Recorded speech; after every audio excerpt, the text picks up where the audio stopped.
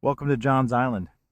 Join me in my meditations on Matthew 19, verses 10 through 13, as I compare a couple of neutral throwing putters, the Royal Grand Peak and the Opto-X Keystone, both from latitude 64. I hope you'll enjoy the round with me as I seek to glorify the Lord for His Word, for His world, and for His Redeemer.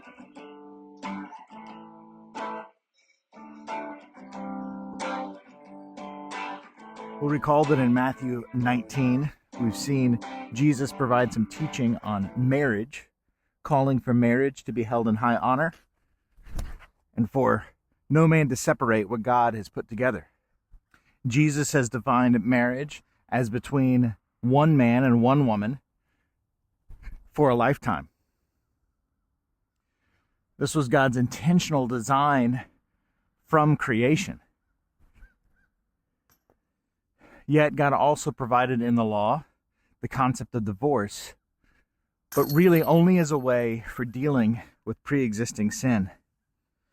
Divorce on account of sexual immorality was allowed, but if divorce was to take place without that, it would be causing sexual immorality and be sin in its own right. We'll recall that the Pharisees asked the initial question, but then here in our verses today, we see how the disciples respond to this teaching.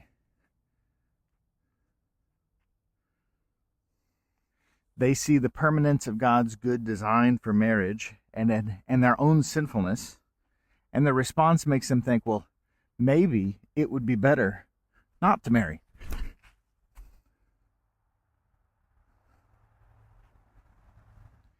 Jesus responds by giving them a statement and saying that not everyone can receive the statement he is about to make. There's a sense in which Jesus is about to agree with the disciples' assessment, but with some very strict, non-universally binding caveats. Jesus has been clear that marriage is a special covenantal relationship between one man and one woman formed by God at the creation of humankind.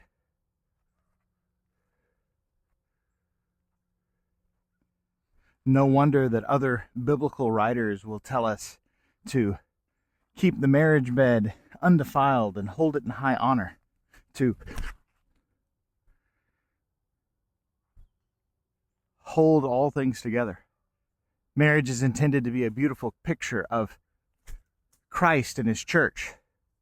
And when by grace and faith, human beings engage in this special relationship of marriage, trusting in Christ, seeking to obey Him, seeking forgiveness from one another, that picture is displayed beautifully for all the world to see. But in a fallen world, God does make allowance for divorce as a way of minimizing the damage caused by infidelity. And Jesus makes clear to us that for some, the Lord has given the ability to hear this particular message. That for some, it is in fact better not to marry. And He makes this point by speaking about eunuchs, those whose physical fruitfulness has been cut off. Jesus goes on to describe three classes of people who will never have children by natural birth. He describes eunuchs who have been eunuchs from birth. And then He describes eunuchs who have been made eunuchs by men.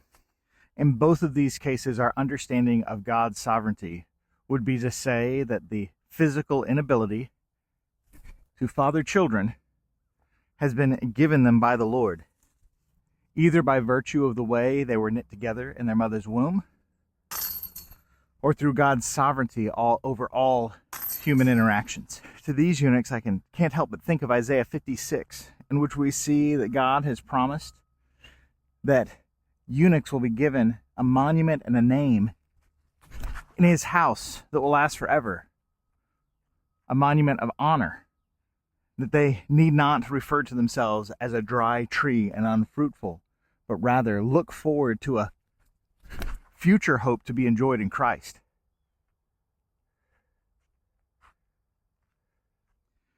Jesus also mentions a third class of eunuch, those who have made themselves eunuchs for the sake of Christ and his kingdom.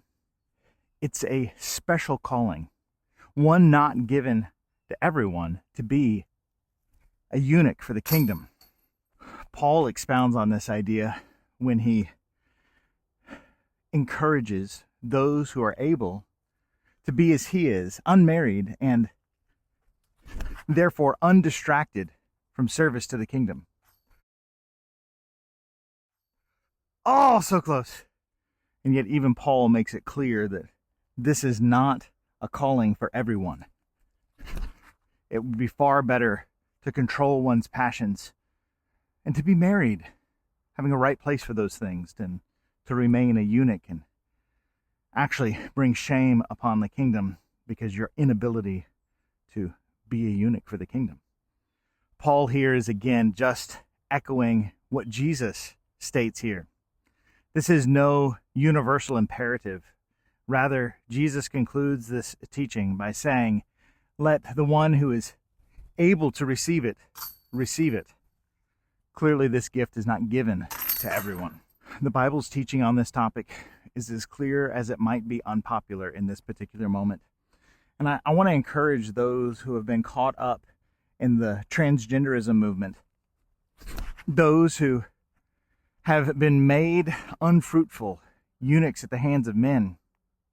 You will not be happy until you submit to King Jesus, recognizing that it is he who made you, and that he cares for you, and that he can forgive you of all your rebellion and sin against him.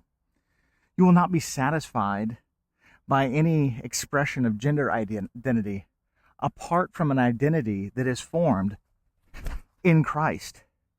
This is your true and lasting identity. Know that the Lord has a unique word for you, and he calls you to receive it, that your potential fruitlessness in the world doesn't preclude you from being useful for the kingdom. And in fact, Paul says, even more useful. My prayer is that you would turn to Christ and that you would let him be your peace, that he would settle your soul, and that you would be used mightily for the kingdom, set apart. In light of these things, let us rejoice in Christ, for he has a special word for those who are broken and in need. Let us meditate on his word that we might be useful for the kingdom. Let those who can receive his truth receive it. May we rejoice in the world that he has made, maybe even enjoying a little disc golf, but certainly embracing that he is sovereign over all. And I hope you'll join me next time.